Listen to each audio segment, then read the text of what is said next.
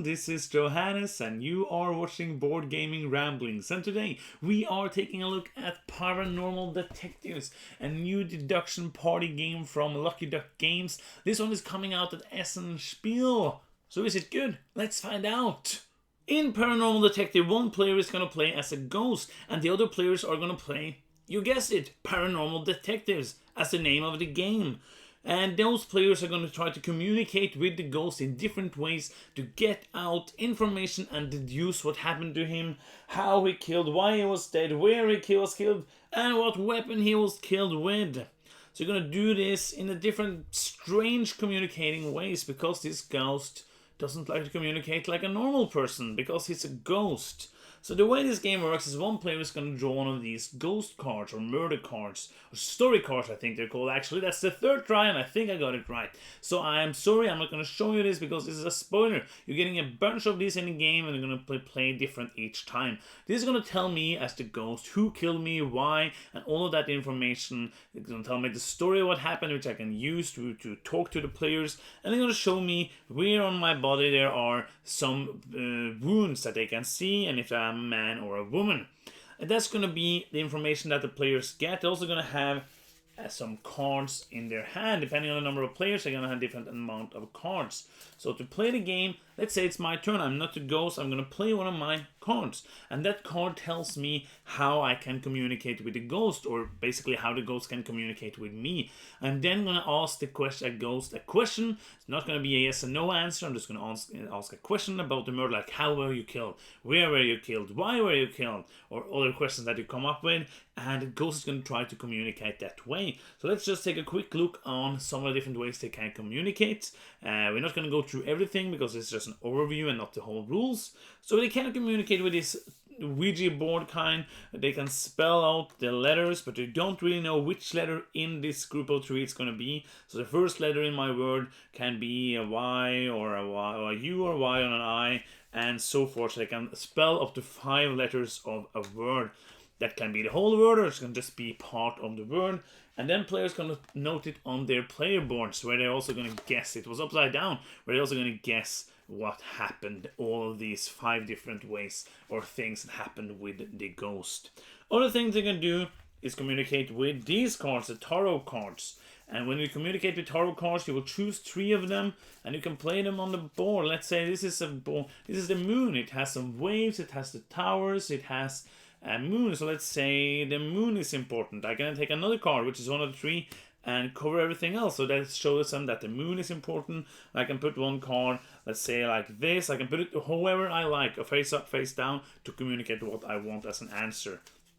They can use this ghost meter where they will move up and down on these different tracks to show that it was loud, for example, it was young, and it was large. That can be, or it can be like half large, like that, so you can try to communicate in ways. And they have these ropes which they got like metal in them, so they are moldable. You can move them and make them into whatever you want. That is one way to communicate. You also have this where one player is going to hold their pen and the ghost is going to move it, like ghost writing, and all of these different crazy ways to communicate, some mime, some making noises, and you're going to continue doing this until some player is guessing. And when they guess, they have to show the ghost what they think is the different answers. If they are correct, they will win. If they're not correct, they're out of the game, and you're going to continue playing until everybody has guessed 3 times, because you can get, no, you're not out of the game. Sorry, you are not out of the game. You are in the game, but you can guess 3 times. So after you guess 3 times, you are out of the game. So after everybody's guessed 3 times, or somebody has guessed the right answer, then the game is going to be over, and the player who guessed right will win with the ghost. If nobody guessed right, the player who guessed the most right first is going to win alone. And that is an overview on how to play Paranormal Detectives. If this is your first time watching a video of ours, or if you haven't subscribed to our channel yet, please consider doing that. It's really helpful and it makes us even more happy to make videos, because we are happy when people watch our videos and interact with us. So please click the subscribe button and click the bell button to get notifications when we make new videos. As always, let's start with the artwork and components. And the artwork and components are really neat. Lucky Duck Games usually makes great component in games, and this is no exception. I really like it. It's good quality. The dry erase boards are good quality. You have all these strange, you don't really see this, so let's take the white one instead. You have these strange things that you saw in the rules overview that you will use. Everything is good quality. The artwork on the tarot cards are really nice. The artwork on the board, the artwork on everything is good. I like it, and it's kind of family friendly artwork for a game about ghosts, and this is a game from 12 plus. Some of the stories is more like explicit, and they had a parental guidance note on the cards. So artwork and components here is just top notch, like it usually is from Lucky Duck games. Next up is learning from the rulebook, and with this kind of game where it's kind of is a game master as the ghost, it's most important that one person understands all of the rules, and I think that the rules are pretty well laid out. This is a great game that way because you can teach it to people, but you don't really have to teach every single detail if you don't want to. I usually do because that's the way I teach games. But I really like the rulebook here. It's well laid out with lots of pictures about all the components. Everything is well laid out with examples on how it works, examples of all the different things that you're trying to find out, because people will be like, okay, what can that be? What can how? What can why? What can that be? And also great explanations of all the different kind of communications with the ghost. This is a really good rulebook, which isn't strange because it's made by Gaming Rules. Paul Grogan from Gaming Rules. He also makes some great videos about board games and board reviews and some rules. So go and check out Gaming Rules on YouTube if you haven't already, and he makes great rulebooks. So learning from the rules was pretty easy. Playtime and player count. This game plays from 2 to 6 players. We only had a chance to play it with 4 because we were always 4 people when we're going to play this game. And it took us from half an hour to about an hour, depending on the case and depending on what kind of questions people are asking and how hard it was to beat a ghost. So I do think that half an hour to 45 minutes is great. So if you can get it down to that, I think it's best. There is some kind of downtime when you come to playing with many players. I would say with 4 players we felt it sometimes because most of the time you're just trying to find one question that you want to ask and it goes. So maybe the downtime is coming from depending on how hard it is with the ghost, because if the ghost has to think about, okay, how to communicate this, then it's going to take more time. But if you play it like a party game and you just as the ghost, you'll be like, okay, I have to do it the best I can, but I cannot sit there for like 5 minutes and think about it.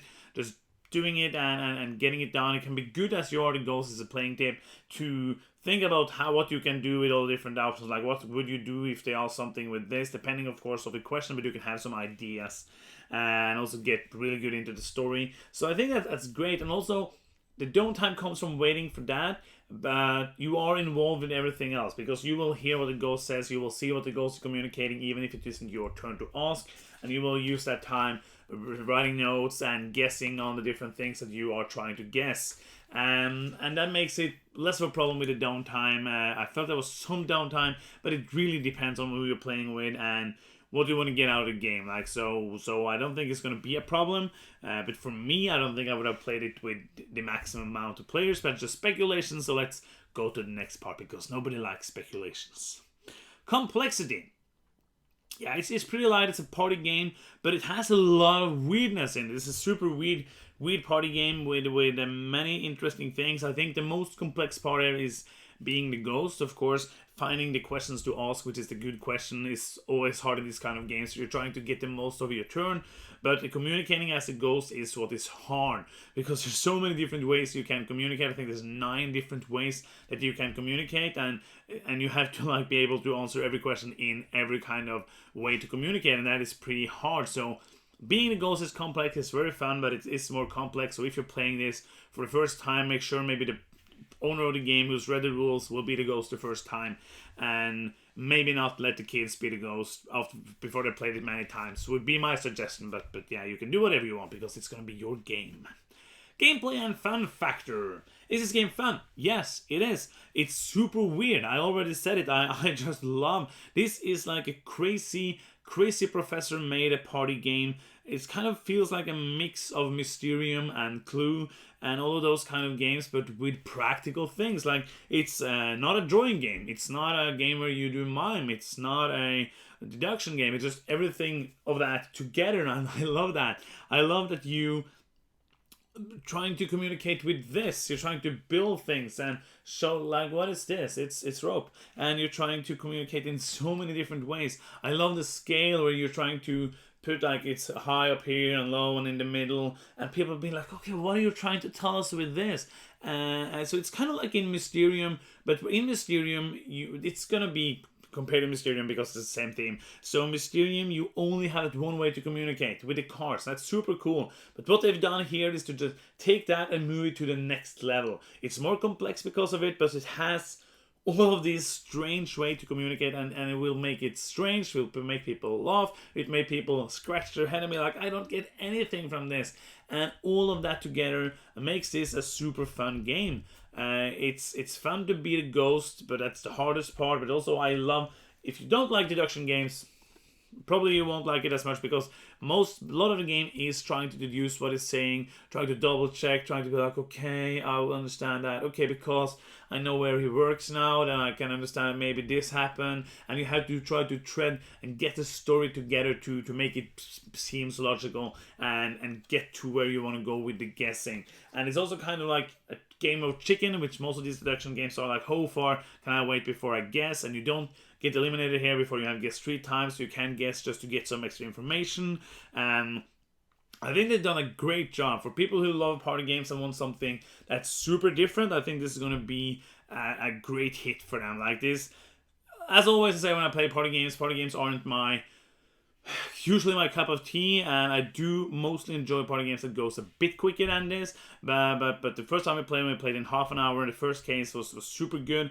So I really like it. It's not my favorite game because it's not my style of games usually, but Lucky Duck always make solid, great games, and this is no exception. I really like it. I think it's super fun, even though it's not my favorite genre. I think they have done so many different things and put it together. If you mind that it takes a while or a bit of waiting, maybe that will be negatives for you. But other than that, it's super good. So that's also basically final thoughts. I like it. If you like party games and if you think this looks interesting and will be a change to the games that you usually play, I think you should go and check this out. It is releasing in Essen at Spiel next week, so you can go and check that out there if you are there. And that is the end of the video. Thank you so much for watching. I'm Johannes, and you've been watching Board Gaming Ramblings, and bye bye.